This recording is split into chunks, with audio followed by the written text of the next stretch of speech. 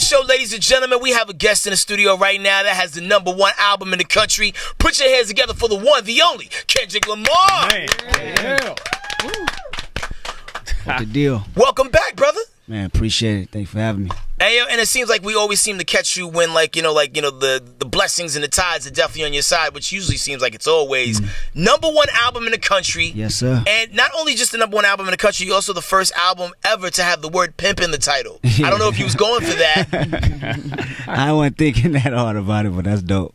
And the album is the cool thing is I had the privilege of being in LA when the album dropped. So it's one thing to be someplace and you hear a record when it drops, but to be in the place where the music and the vibe and the energy originated from is another thing, man.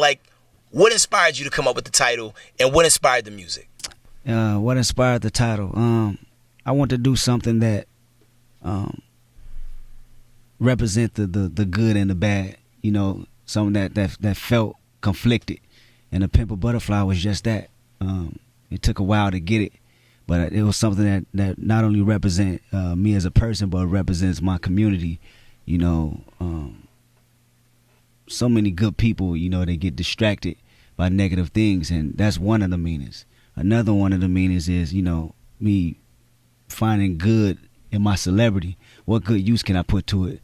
How can I pimp that? Another meaning is, how can I avoid being pimped through my celebrity, through the industry? So that inspired it, and the actual music was inspired by all my influences coming up in the city. Being inside the household. With my parents, we played a lot of Parliament, Coltrane, Ronald Isley. That's why you got them features on there. So it got a real soulful vibe. So when you say To Pimp A Butterfly, when I saw the title, I'm like, how do you pimp a butterfly?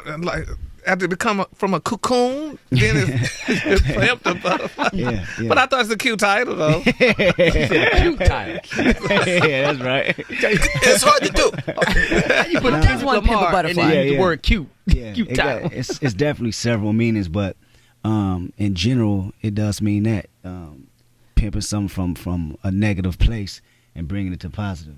Do you feel a lot of pressure going from project to project? Because it seems like everything gets held in such a high regard when you drop it. I mean, people love Overly Dedicated. People love Section 80. Good Kid, Mad City. Mm-hmm. Now, when you're in the studio creating To Pimp A Butterfly, did you feel like you had to fight with yourself in order to create a lot of these records? Yeah, definitely with myself. I don't really go into a project saying I have to make the same type of record. I go into saying, in which ways am I, showing growth? Which ways am I challenging myself? So that's a fight within itself, because